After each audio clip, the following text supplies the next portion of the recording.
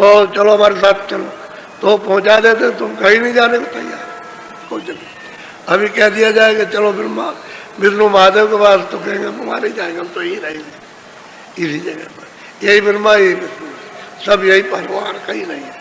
अब जीव तो जैसाई हो गए, अंधे बन गए, बहरे बन गए, सुनते भी नहीं, बुद्धि के कहते हैं कि, और मतलब पागल हो गए, समझते ही नहीं कुछ, न कहना मानते हैं न समझते कुछ, और न चलने की तैयारी करते, बस इसी में बदले हुए तो रास्ता भूल गए, भटक गए। अब आपको कितने युग हो गए भूलिए, अब जब तक कृपा नहीं होगी, दया नहीं होगी, तब तक आप। तो महापुरुषों ने बहुत संस्कार डाले, छोटा मोटा संस्कार नहीं डाला, बहुत डाला संस्कार, और संस्कार जो पड़े हुए हैं उनसे महात्मा पकड़ लेंगे और फिर संस्कार डाल देंगे। वो तो करते ही हैं, पकड़ते जाते संस्कार, नहीं पकड़ते उनमें संस्कार, उसको पकड़ेंगे उनमें संस्कार, उसको पकड़ेंगे उनमें संस्कार, ऐसे डाल देंगे कि चाहे तुम्हारा कल ही शरीर छूट जाए, लेकिन संस्कार डाल दिए फिर वो बात। तो उनकी बहुत बड़ी अपार दया है। यानी कहने का मतलब है कि वो वहां से जब आते हैं, ये संत आते हैं तो खुद आता वो, वही उसका अवतार है। वो सत्पुरुष के अवतार होते हैं, वो ईश्वर के अवतार नहीं होते। ईश्वर के अवतार तो अलग है कि जब जब हो यहाँ सच्ची में आनी, जब मनुष्य सत्य असत को छोड़ देता है कि सत्य क्या नहीं पहचानता, तब फिर वो आते हैं वहीं के नीचे के, तो फिर संग्राम करा देंगे और काट पीट करके सब बराबर करके फिर यहाँ से बचते चल देंगे यहाँ से। तो उन पर भी अपराध लग जाता है, क्योंकि देह दरे का अपराध तो सब पर लगेगा, उनको भी सजा मिलेगी, बच वो भी नहीं सकते, बचेंगे वो भी नहीं। कोई कहे कि मैं बच जाऊंगा, वो भी नहीं। क्यों कि ये तो हत्या मृत्यु में देह दरे का दंड है। अगर उनके पास शक्ति हो कि वो इन सबको मतलब है कि इसको झेल लें, इसको उठा करके फेंक दें, तो मतलब ये है कि बहुत से आते उन्होंने उठा ही नहीं पाया बोझा, तो खुद डूब गए। लेकिन मार काट करके बस ये करते हैं। तो कहने का ये है कि वो तो अलग होते हैं। वो तो जिसने ये सब विस्तार किया है वो अब इधर आए, तो उन्होंने ये भेद बताया कि चलो चलो इस तरह से चलो, हम तुमको ले चले वापिस चलो। तो वो किसी की पूजा खंडित नहीं करते, ईश्वर की पूजा कराते, ब्रह्म की कराते, पार ब्रह्म की कराते, सबकी पूजा कराते। सबसे पहले वो कहते हैं चलो उसके देश के नियम का पालन करो। और यहाँ बताते हैं कि भाई अभी तक जो तुमने किया वो तुमने किया, लेकिन अब ये मत करना, अब आज से मत करना, कम से कम खान पान तो ठीक करो कम से कम, कि भाई अब हमको नहीं करना, अब किसी के ऊपर में जुल्म, किसी के हत्या अब नहीं करनी है, तो इतना तो कम से कम करो। तो खान पान ठीक हो जाएगा तो महात्मा फिर अंदर की सफाई करे, जब सफाई करे तभी तो कुछ मिलेगा। और गलीज लदा रहेगा तो फिर क्या आपको मिलेगा। तो जो बताए उसको करो, तो आप उसके बाद भी पहुंच जाओगे, फिर आगे भी पहुंच जाओगे, आगे भी, अरे स्वर्ग में भी पहुंचोगे और स्वर्ग के परे भी चलो और उसके भी परे चलो आप।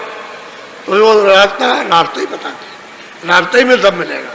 स्वर्ग कोई बड़ी चीज नहीं है, स्वर्ग के वैकुंठ के दरवाजे पर आप बैठे और अपना बोझा नहीं हटा सकते, और स्वर्ग नहीं जा सकते और वैकुंठ नहीं जा सकते। और दरवाजे पर सूरत बैठी है, इधर मृतलोक का दरवाजा, उधर स्वर्लोक का दरवाजा, और बीचों बीच में बैठी हुई है। लेकिन उधर उसने अपना आधार छोड़ दिया, शरीर के साथ उसका आधार हो गया, और दरवाजे पर बैठी हुई। और जिस योनि में जाएगी ये दोनों आंखों के पीछे दरवाजे ही पर रहेगी, यानी पशु में जाए, पंछी में जाए, कीड़ों में जाए, लेकिन उसका लगाव बस मतलब यह है कि इसके साथ हो गया, बस दरवाजे में बैठी हुई है। उन लगाव के कारण क्योंकि उसका प्रकाश उसमें फंस गया, प्रवेश हो गया, अब वो अपने आप नहीं निकाल सकती, बस ये, इसलिए जड़ ने उसको जकड़ दिया, और वही सूरत वही जीवात्मा जड़ हो गई। अब उसको कहते हैं जड़ हो गई, जड़ में फंस गई तो जड़ रूप हो गई।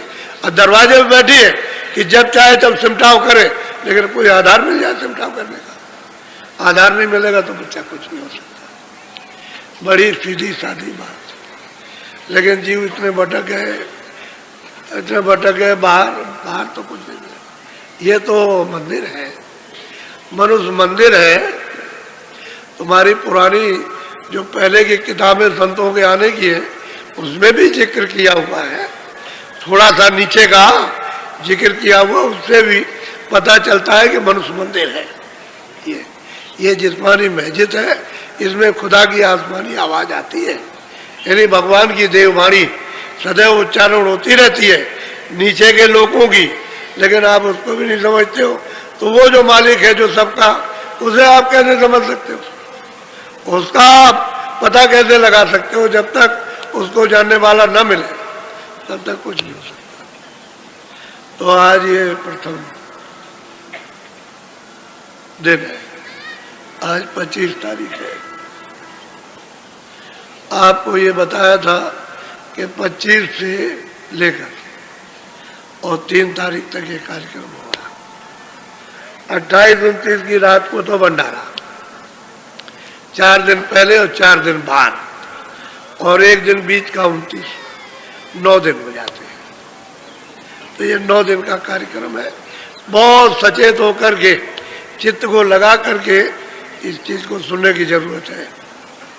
तो ये तो मैंने आपको ये बताया कि भाई वो जो अनाम पुरुष है वो तो अलग है, उसने तो अपना जो विस्तार था एक रस, वो उसने विस्तार कर दिया और उसने ये कह दिया कि भाई मैं तो इन तीनों में मैं हूं, इन तीनों में मेरा रूप है और मैं अलग हूं, मैं अलग हूं, वो अलग है। अब वो सतलोक से सतपुरुष ने ये सब विस्तार किया। तो सतपुरुष को आप ईश्वर मत कहिए, न ब्रह्म कहिए, न पार ब्रह्म, न महाकाल पुरुष, वो तो अलग है। वो तो इनको उन्होंने पैदा किया, भेजा है, इनके नाम अलग अलग है और ये नाम अपना नहीं बदल सकते। जो इनका नाम वही नाम रहेगा हमेशा। तो इसलिए अभी जहां से हम सब लोग आए वहां का तो पता ठिकाना मिलता तो चलने की तैयारी होती। तो संघर्ष करके नहीं जाओगे कि हमारे किसी से संघर्ष करें और चले जाए, वो कुछ नहीं। जिसका जो कर्जा है, जो कर्मों का कर्जा लेन देन का है, इस मृत्युलोक में उसका दे दो, ले लो। तो आप नहीं दे सकते तो महापुरुषों से कहो कि हम नहीं दे सकते हैं और अब हम कोई कर्जा ला देंगे भी नहीं। तो महापुरुष कृपा करेंगे, दया करेंगे और तुमको घाट पर बैठा करके तुम्हारे कर्जे को तुमसे और अपनी तरफ से माफ करें और उससे माफ करा देंगे। तो तुम बिल्कुल हल्के हो जाओगे। जब हल्के हो गए, रिहा हो जाओगे। रिहा कहते हैं तुमने सजा काट ली, तो मतलब यह कि अब रिहा हो गए, जेल से बाहर कर दिए, इसको कहते हैं रिहाई। कहते हैं अब तुम्हारा छुटकारा हो जाएगा और न तुम कर्जा दोगे, न लोगे, न तुम्हारा जन्म होगा, न मरण होगा। कर्जे ही लेन देन का तो जन्म मरण है। जब तुम्हारे पास नहीं रहेगा तब नहीं होगा जन्म मरण। और चलो अपना, तो कुछ तुम निमित्त मात्र, कुछ वो और कुछ वो, ये तीनों मतलब ही है। क्योंकि फिर आप भक्ति सबकी करोगे कि भाई ईश्वर को भी मानते हो, हम वही ब्रह्म को भी मानते, पार्वती को भी मानते और सतपुरुष को, और सबका ध्यान करते और अपने घर में जाना चाहते। तो बैर बिगड़े किसी से नहीं, किसी से भी। भाई जिसका जो नियम है उसका पालन करते।